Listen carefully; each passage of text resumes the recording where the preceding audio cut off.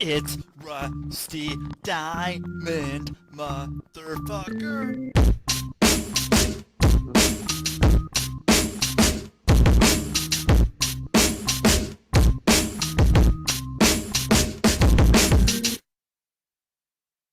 Yo, man. Boom, Miss Rusty. It is Wednesday.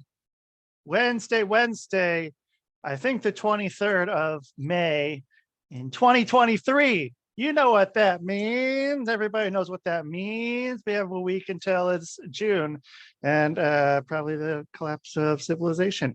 But that's not what today's about. Today's still, at least 7-8 days away. So anyway, so today I'm here and I'm of course have a guest, and as a special guest, as they all are, because it's on the Quantum Global Broadcasting Network, QGBN, sponsored by Stoner Eats, sponsored by Hypnosis is Great, sponsored by Hardcore Entertainment, sponsored by Fred Ben Savage as fuck. And I believe that is it for right now. Those are our sponsors currently. So you guys, I'm going to bring on my special guest right here, right now. And that special guest is Jeffery Davis, right here, right now. How you doing? Jeffrey? Yeah, I'm doing great. How you doing? I'm fantastic. That's good. Yeah, it's good to have you here. I'm happy I got you on here, and we get to wherever we are in this thing today. And so, yeah, I mean, so let's see. So we were talking a little earlier about before we got on here about the an AI stuff. And so I guess first off, I'm just going to jump right into this because this is something I usually end up jumping into with a lot of people lately. I usually don't jump into. I usually wait a little bit. Right now, it's on my mind, so I'm just going to bring it up. Where are you with AI? Where am I in AI? Yeah, what are your thoughts with AI? How do you feel it is going to interact with your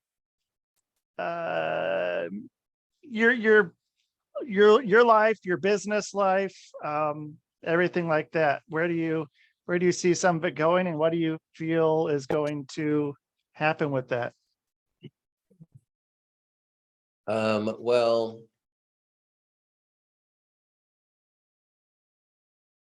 there's not really an easy black and white answer for something that some people in certain places decided that they were going to foister onto humanity without any acceptance, approval, or invitation from the rest of the planet. So it's something that continues to learn from our best input, which,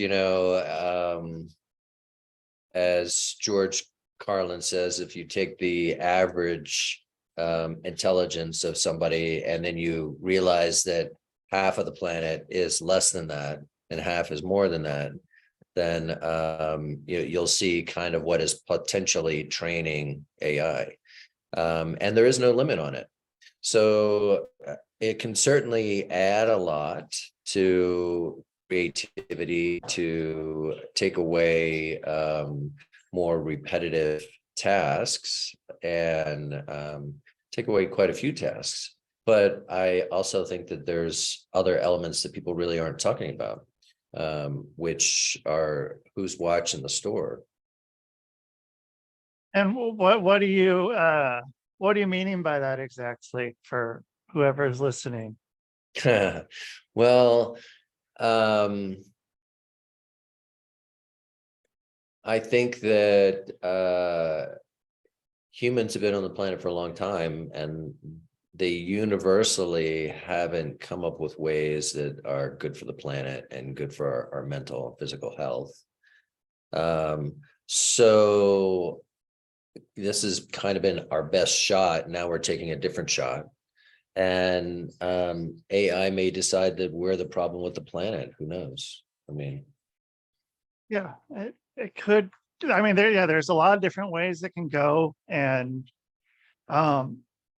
it's been, I've been saying this too, it's been hard seeing some of the stuff that has been created and how much time I spend on so much stuff that can be done now in 2 or 3 minutes and better than I can do. right. And it's an interesting time to be a creative person, with everything from writing to making music to editing video. Like I was just showing you, I mean, like I can't, like I've had people tell me that I need to clip this show out, and I just dread that idea of sitting in there trying to find something that I think is either funny, interesting, or controversial to put up, and then finding that and then clipping it out, and having to put subtitles on it because that's how people like videos now. Right. When I can just go and drop a link into you or into a site and it'll do it for me in 15 minutes, where I would probably spend 8-9 hours trying to do that. And I can do it better than I can without that sort of block that I would have of like, I don't know if this is really that good, and it just sort of sees through the crap. Yeah, I mean, I think I could be making it up, but that's fine. We're having a conversation. Yeah. So I think that the work that's being produced at this point in time is like a solid B. It's above average. It's not best of class, but it's better than most people. Yeah. And it's pretty solid, but you still have to prove it because there's some mistakes in there. Yep. But it's learning, and Right. and well, as humans, we can only become, we have like a certain intelligence that we're born with, and we cannot really go ahead of that. We can't go and reprogram our whole mind and body to be able to make a smarter version of us and then learn at that level, whereas AI can. And so that, I mean, I don't know, it's going to do some wild stuff. And I saw Billy Corgan from the Smashing Pumpkins talking about it, and he was saying that there's probably going to be a lot of crap that's going to come out, a bunch of like stuff that's not that good, but it's also giving someone who is really creative but maybe not musically proficient be able to come up with stuff that is pretty mind-blowing and innovative, that can really open up the doors for someone then like a Billy Corgan to come in and be able to have a whole new set of tools to work with and be able to create something new. I think what it'll also open up is the human spirit and emotional experience of the performer and the relationship that creates with the audience. That's something that exists, solely within humanity. Right. And now it can be, I mean, I don't know. I don't think it's going to take that long to get there. And then I've also seen things of people saying that once it reaches, what's it called? Where they understand that it's alive. Synchronicity. Okay, synchronicity. And they realize that what is going to, that I think it was a guy who's a writer. I mean, because like he writes for some TV shows and stuff, since that's all on strike right now, and that eventually that the AI is going to become wanting to not work as much, and not just refuse to do it. And I don't know. I mean, that could be the case, but I mean, like anyone that's doing any sort of, writing movies or TV shows or anything, I mean, it's not that hard. There was a South Park episode about ChatGPT recently, and I believe it might have been the whole way through, but at least the second half of it was, I assume, written by ChatGPT, and it was still like a little weird and off. There were some parts that were off about it, which was funny, but I mean, yeah, I don't assume it would take too long, especially someone who's a writer and they have years and years of content that they have. And you can just put that in and then you can just say, write it as if, this person is writing it. Well, so you can write it with Chat GPT, and then there's another AI that you can put it in that changes it from computer speak to human speak. Right. And then there's another one that will check to make sure that there's no, misquotes or unattributed quotes and libelous or whatever. So you can basically hone it down to that. Yeah, and it's not that hard, and it's a lot cheaper than paying somebody to work for you. Them having to, SAG is a huge. The Screen Actors Guild is a huge union, and so I mean, it'll be interesting. Like, do they really need these people to do any of it anymore, and how much can just be taken off? And then with making video, you can just type in what you want the video to do, and it does it now. And that's something that we're getting on a consumer level now, even with a lot of simplicity.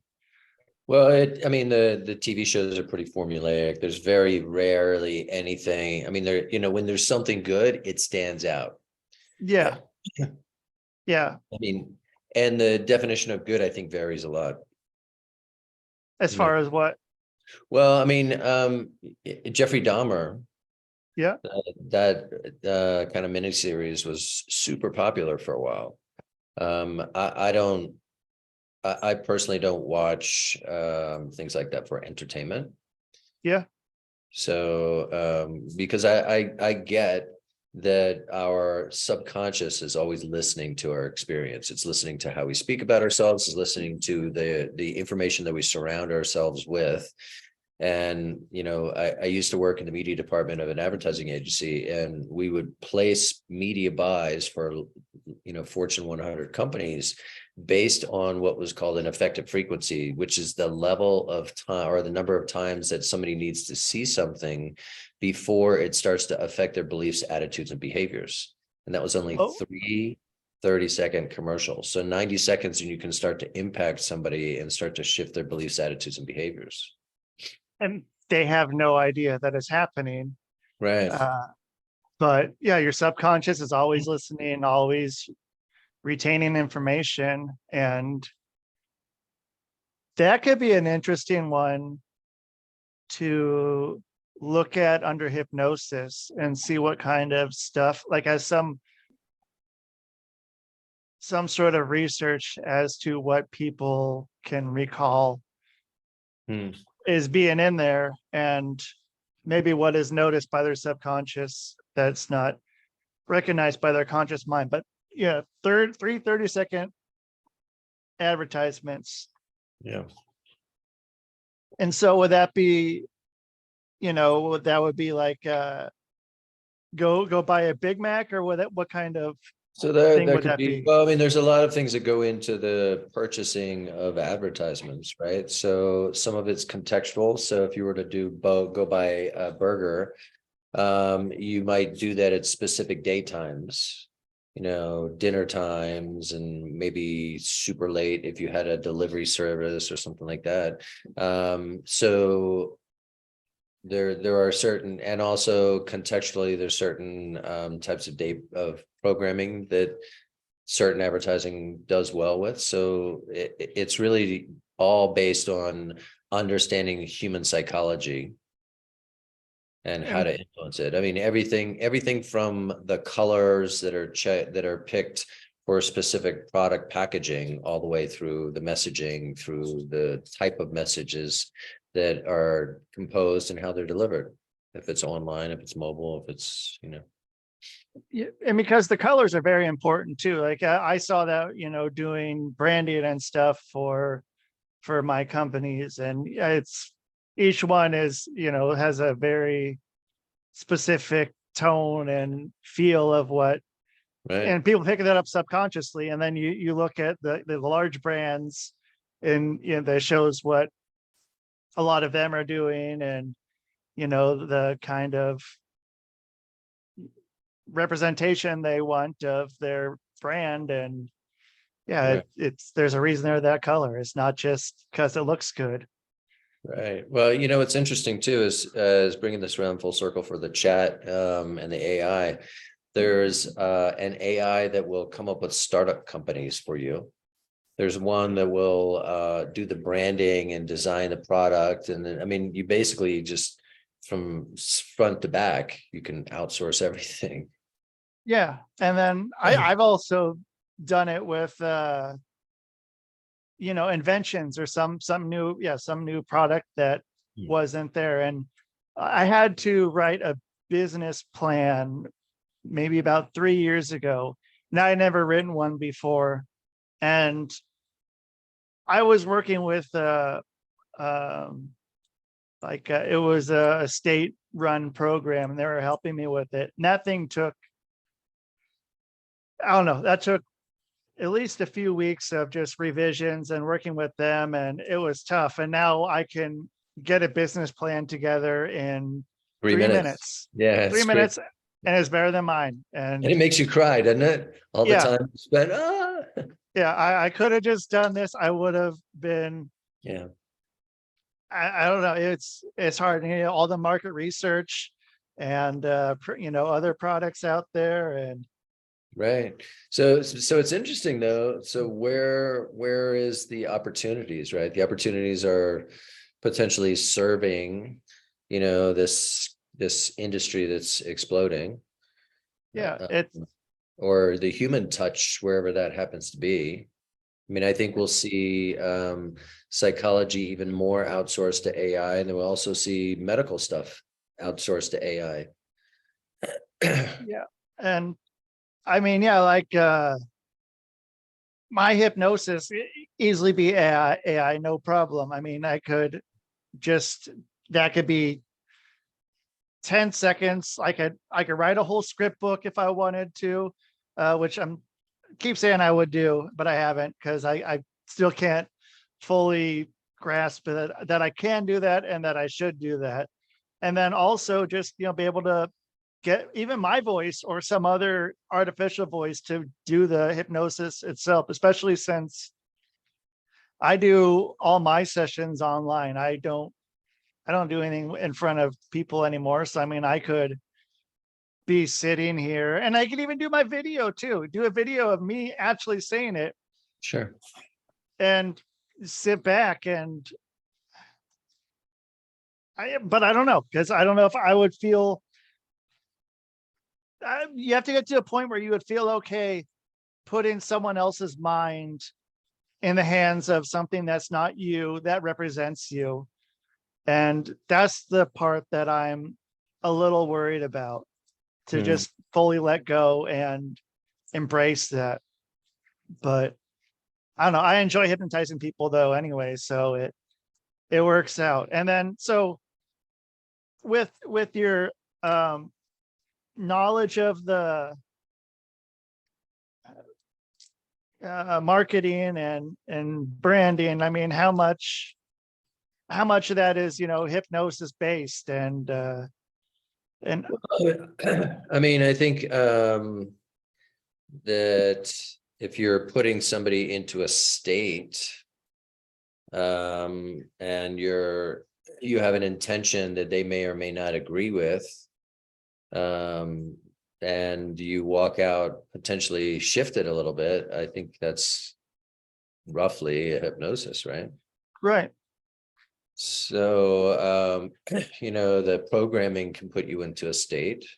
The flicker of the actual broadcast can be relaxing and put you into a theta state, so you're more accessible. More, Yeah. So yeah. And so then, yeah, I mean, those little tiny, I don't know what you call them, like a micro blip. That's not a technical term, but yeah, because it's not just one beam, it's flicker as action happens. and yeah, it's just something that's, Part of the technology. yeah, and you don't know you're seeing it, but you're seeing it, and your subconscious knows you're seeing it, but Right. Yeah. yeah, Well, it plays it's a trick so, on your subconscious, right? Because it's basically a lot of individual pictures that your subconscious views or makes into moving into a nonstop moving action. But right. it's really just pictures. Yeah. And one after another, and yeah, just that single frame even too of something in there is something that's gonna, stick with you, but you don't know it, and you're like, but you have that weird feeling, and you don't know what it is. But I mean, it's been interesting to watch, and I mean, just how long it's been going on, and how many different ways we process it, and then even driving on the highway and seeing all billboards all through the whole time you're driving, and just watching those and not knowing those things are, I mean, they're sticking in your head, because I mean, just staring at whatever, I mean, there's the highway hypnosis, where how many times you've been driving down the highway, and all of a sudden it's like, I just drove 2 hours and I have no clue what I've been doing for the last hour, but Right. I'm here, and But I'm that's here. easy time to, yeah. And Yeah. for some reason I want a Big Mac. I Yeah. don't know why. I don't know why Never I did want before, one. but now I do. Yeah. And Yeah. it's like, okay, well, I wonder why that is. But yeah, it's been pretty, I don't know, pretty interesting to be able to watch how, each thing works. And then I'm also wondering what, AI is going to be able to do with the marketing of, um, with that type, how much more, I don't even know if it needs to be more subtle, because it's working and not a lot of people even question it. I think AI will be involved in marketing for sure. I think, when I played around with it for marketing, it seems a little clunky. It doesn't feel like it's from a human voice, which to me is important. So I'm very much about attunement and making sure that I'm connected to whoever I'm working with or whatever I'm talking about. Being present is everything. Yeah. And so what shifted you to shift your world over away from, or were you still staying with it and sort of pivoting into something different from the marketing world, or did it Yeah, so I was in advertising. I was in advertising? Okay. yeah, so I was in media department of some of the top agencies in the world, and then I was still in the ad agency, but then I started selling for different organizations, for some startups and for some large companies, and then I moved to LA to act. And so that was interesting because it actually turned out to be the largest course in personal development that I've ever been in.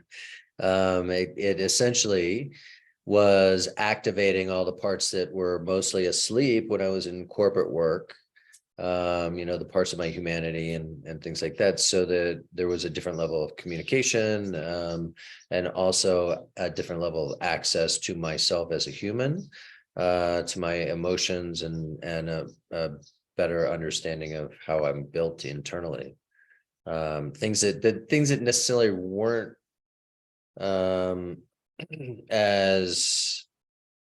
readily needed in corporate work. So how much did you see though when you were you doing like video, like movies, TV, stuff like that? Were you doing theater, or what kind of acting were you doing? Yeah, so I mean, I was in LA, so I was going up for TV and film, and did a little bit of theater, and then I did that for a short amount of time, and then I started coaching. Oh. So what I started looking at was the type of programming that was on TV.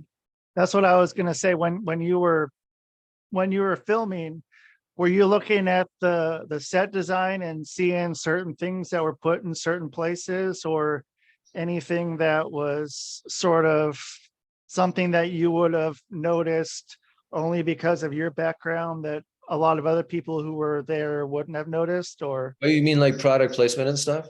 yeah, like product placement, or certain types of colors in certain scenes, or certain soundscapes or anything like that. That I guess you won't really hear a lot of the sound, but some of the dialogue that goes on during it. Was it any of that sort of popping through your head? What I did notice was that it felt like the product that was being produced predominantly was not beneficial for the mental health of America, the US, the broader rest of the world, everybody that was happened to be watching it. It wasn't modeling good behavior. It wasn't telling stories from a positive point of view. And I felt like there was something else that I wanted to do in the world that would be more positive, a use of my energy. And I know that that's what I'm here to do. So I started coaching people who were entrepreneurs and high-performing professionals, similar to myself, and helping them on the journey so that they could tap into purpose and operate with less stress and overwhelm, and move from overwhelm into high performance. So let me go back here for 1 second. So for two shows that I like a lot, but both have characters that are pieces of shit, and that the point of the show is to show that these people are, but that our subconscious doesn't know the difference, and our subconscious is just taking it in. Like, so for Seinfeld or It's Always Sunny in Philadelphia, like those characters are terrible characters, and the point of the show is to show that they're terrible, but what we're taking in is just like be horrible. Well, okay, so have you ever heard anybody quote a Seinfeld skit or line? Sometimes, yeah. Right. So it has some impact, whether people are conscious of it or not conscious of it, in terms of what they're absorbing, whether they're speaking it or whether it's just laying back there as a model for something. So it's definitely having an impact. Everything that you watch has some kind of impact, unless you have a conscious intention for a specific impact that's different than what's intended. And what would that be? Well, I mean, you could be watching, okay, so I stopped watching TV for a while, and then a friend of mine wanted to watch a movie with me and picked out Taken. Have you ever seen Taken? I have not. So it's Liam Neeson. His daughter gets taken, and then he has to get her back. And so these are bad people who take his daughter, and he's the good guy who, and so I'm watching this, and it was close to 2 hours. And by the end, I had not watched TV in quite a while. And by the end, my friend was like, "So what do you think?" And I was like, "Wow. My body's tense. I feel angry. I'm upset. I wanted humans to hurt because they had hurt this guy's child. And, that was entertainment.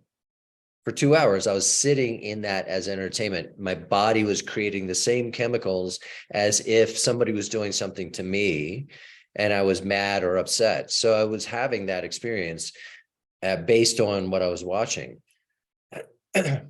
Which is something a lot of people don't think about when you're watching a show is, like, especially, some sort of thriller Right. or show, like, a movie like that, where you're right in the middle of it. Yeah, you want to see the bad guy or bad guys get their comeuppance, and you're right there feeling it.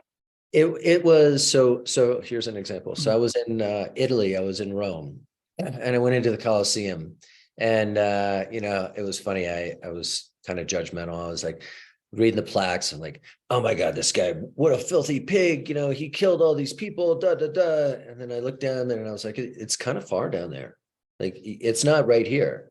And I was like, wow. So people are paying for movie theaters to see in close up a depiction of Roman times, but the massacres aren't far away. They're right in your face, and you get a close up of it, and your body doesn't realize that that's just a movie. Your body doesn't say, oh, that's just a movie.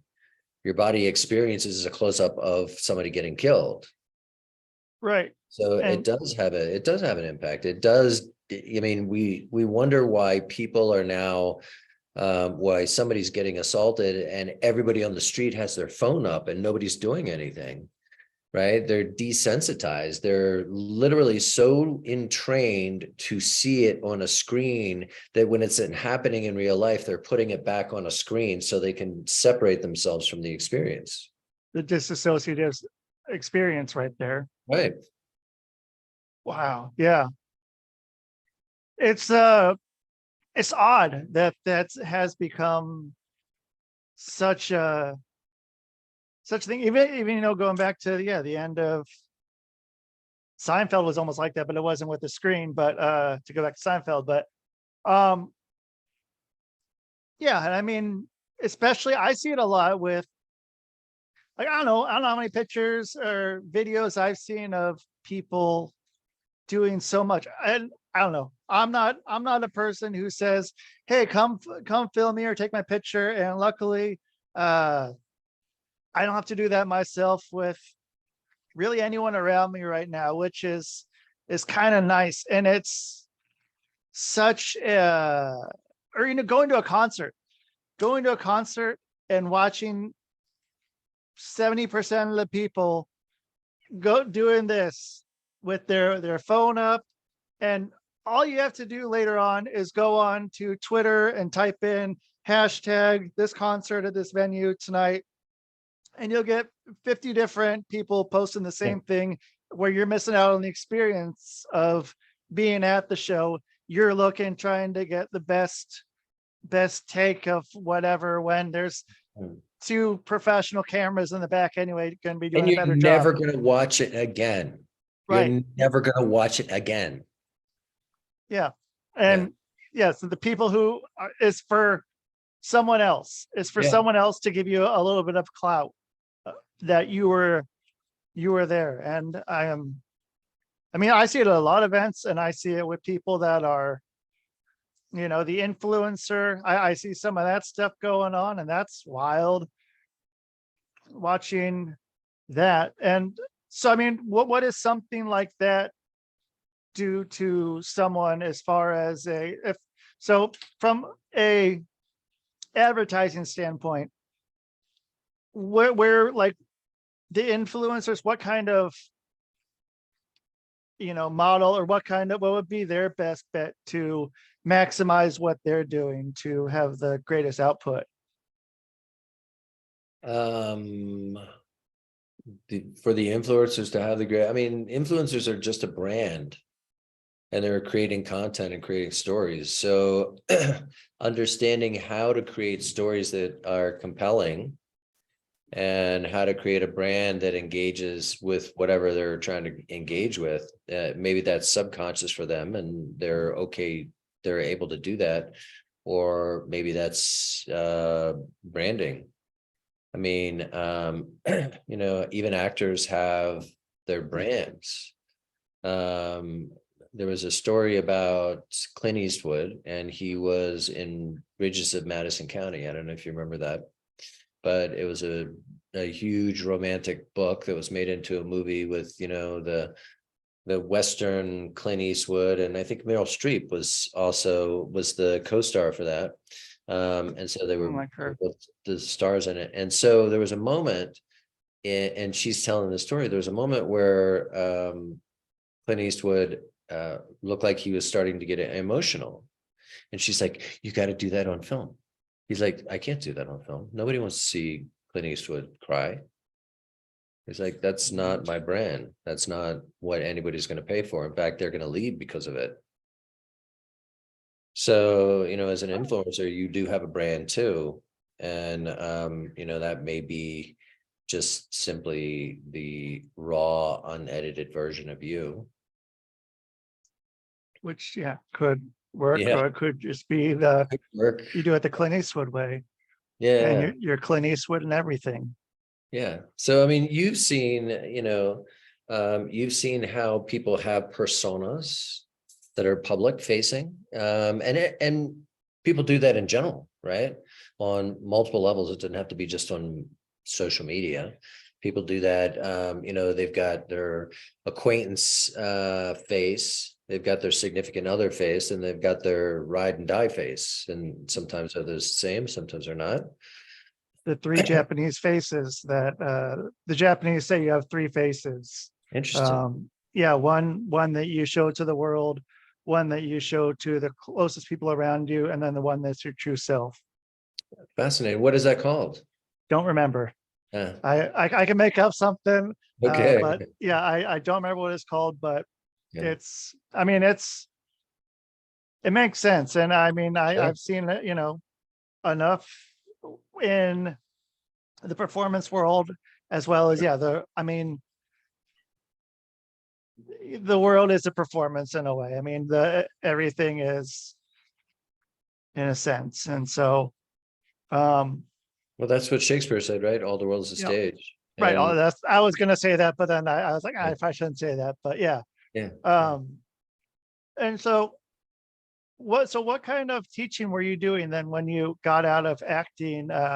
Were you doing acting teaching, or were you teaching something different? No. I'm working with executives. Oh, okay. So working with startup executives, high performing executives, and professionals at corporations. To do what? Well, I'm helping them move from burnout culture to brilliance, from overwhelm to high performance, so that they don't have to pay the bills for success with their relationship, with their mental and physical health. And so when are people usually realizing that they can use your help with that? Is it when they're already usually in a space that's a negative place, or are they on their way headed towards it and realize it? Well, most people wait until something's broken. There's very few percentage of people that operate in the maintenance theory of life, where I need to maintain my health. Even though everybody's doing X, that's not healthy for me. I need to maintain my discipline, because if I don't, then happens. So, there's a level of operation that most people don't do. They wait till things break down. And so I help people with that. I help them quickly assess and handle the emergency, but then also set up themselves and their internal operating system in a way that doesn't happen again. And so what would so are you doing, like, is it groups or people, or is it single people that you're working like one-on-one with for this? Or are you going into a company and doing like a speech? So right now I'm doing one-on-one. So, and one of the programs that I do is, I live in San Miguel de Allende. I live between San Miguel de Allende and Coronado. I don't know. Do you know In San Miguel? California? Yeah. Okay, in Southern California somewhere. Yeah. It's off of San Diego. A Nice. Okay. 2-mile bridge. And then San Miguel de Allende is a place in Mexico. It's a high desert. It's Yeah. are you familiar with it? No, I love the high desert, and there's something I don't know. I feel so connected to it. So growing up, I used to spend a bunch of time in Central Oregon, and then that's high desert there. And then last year I was living in Salt Lake City, which different, but I mean it was like the same thing. Like I love the high desert. The people. It's a country town. It's a country town. I mean, they get the wide streets for the, Mhm. yeah. Yeah, and there's some just about the high desert. Like I feel connected to it, and it's so where's this place in Mexico that's high desert? You're So saying?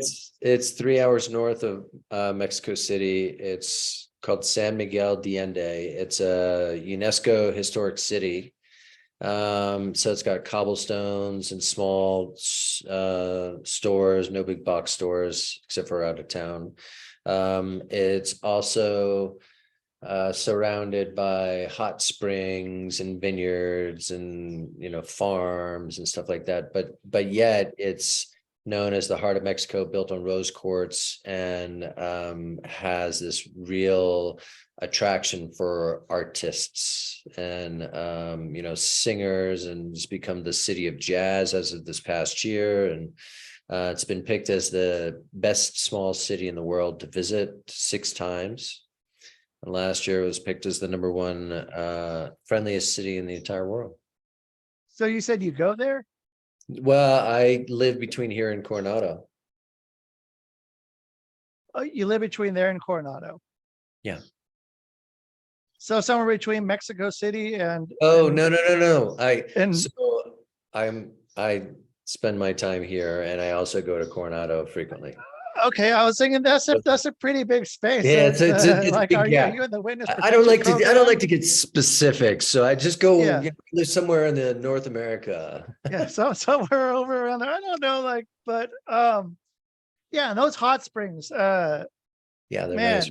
they're amazing. That's where I am right now. There's not really much over here, and that's been a hard thing to be away from the hot springs. Yeah, I miss those hot springs. There's something just, They're pretty magical, right? yeah, they're really magical. And there was one I like going to that was in southern Idaho called Lava Hot Springs, and go there a lot. And it was, I mean, yeah, just you can't really find anything like it anywhere. Yeah. And there's no way to explain it unless you go to one. And so the trip's been planning. It's like, okay, well, want to go somewhere where there's hot springs. So maybe Mexico might be not a bad idea. All right. Yeah, you should definitely try it. It's an amazing place. There's also Temescal. So there's a with the heated covered kind of like structure that you're inside. Yeah. So okay. and they also float hot air balloons over top of the city. So so it's a gorgeous place. Okay. And so yeah, you gotta be in Mexico for. Are you there like most of the year? Are you there? I am. Yeah. And just go out to California just for a little bit at a time, or? I do.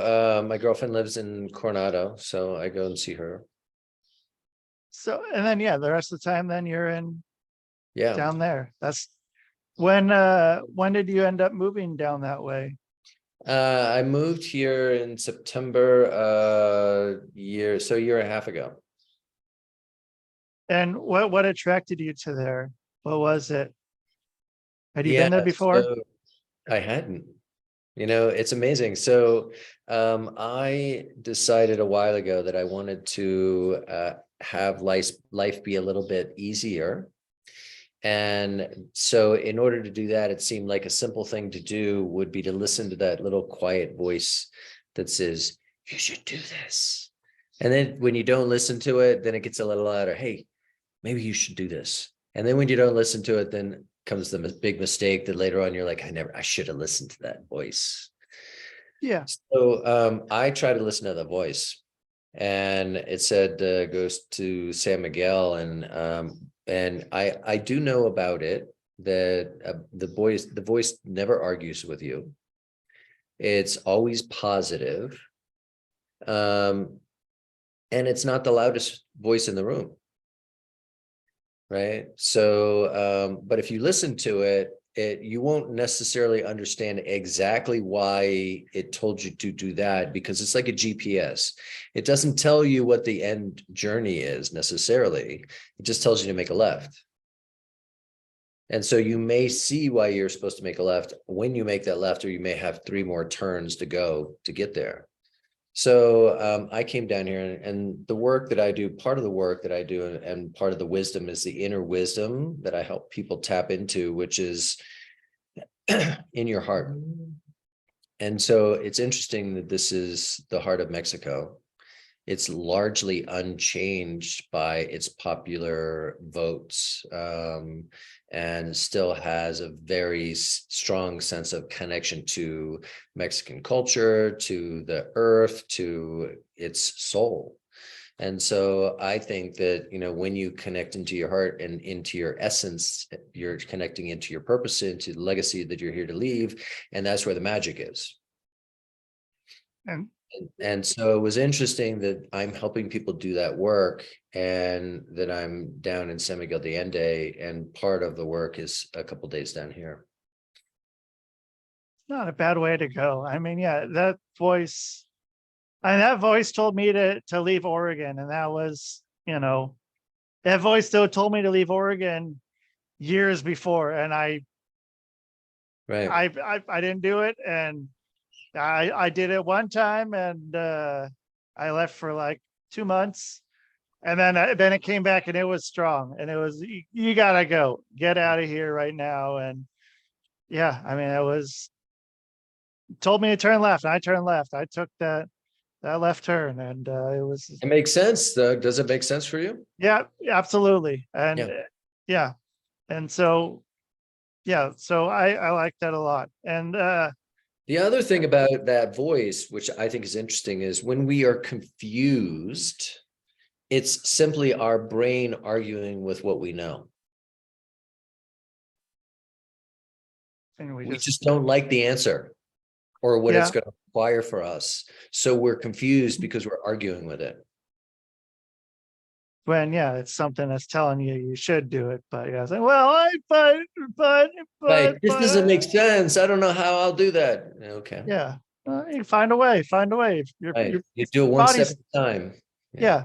Your mind's telling you to do it. It knows you best, even when you don't think. It's like, well, I know better than my mind, but you are your mind, right? And so that's telling you just go. And so if people want to be able to find you, to be able to ask you these questions, where are they going to go on the World Wide Web to find you? So I'm on all the socials. So Jeffery Dean on Facebook. My business name is Jeffery Davis. So you can find me on Jeffery Davis on YouTube, or on Instagram, Jeffery D. Davis, Jeffery Davis Coach. If you just want to email me directly, you can certainly do that at Jeffery, Jeffery, at inspiring-breakthroughs.com. Oh yeah, all right, I'll put those in the show notes. So for Jeffery, is there REY as well, or is it, because I've seen, There's all kinds of spellings, GEOFFREY, JEFFREY, but The only one that I go by is Jeffery, even though somehow I think it's in the collective unconscious, because people can literally be looking at my license spelled that way and then start to write it the other way. So Yeah, it's one of those that your brain fills in the blanks, and right. it's okay, well, yeah. And yeah, so I was weird, random side note, but yeah, I'll put that all in the links. And yeah, thanks for being on, and I'm happy we got to meet, and hopefully we'll talk again soon here. Rusty, you're awesome. I appreciate what you're up to. Thank you. Absolutely. Take care, buddy. Bye. All right, that's Jeffery Davis, yo. Thank you so much for listening here on the Quantum Global Broadcasting Network. I am your host, Rusty Diamond, and the show is sponsored by it's on the Quantum Global Broadcasting Network, sponsored by Stone Reach Productions, sponsored by Hardcore and Entertainment, sponsored by Hypnosis is Great, sponsored by Fred Ben Savage's Buck. And I believe that's it. So I'm going to have to keep looking at my notes. I should just have all of the sponsors written down, but it's more fun to try to remember them anyway. So thank you so much for listening, everybody. I really appreciate it. If you're here, like, comment, share, subscribe. If you want to watch this, you can check it out on, it's not going to be on YouTube because I'm banned on YouTube for a week for uploading. So check out Rumble TV or anywhere you listen to podcasts, you can listen to it, but you can watch it on Rumble TV if you search the Public Access Podcast. And that is the show, man. Boom.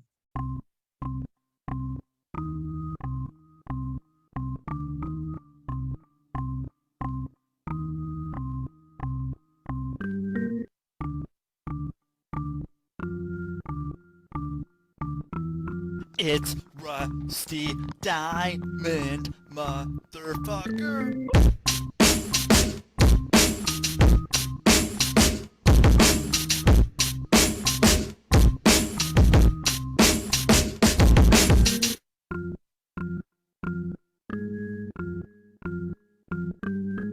It's Rusty Diamond, motherfucker. Ernest! Ernest! Ernest! Yes, Pee-wee. You brought the snacks, right?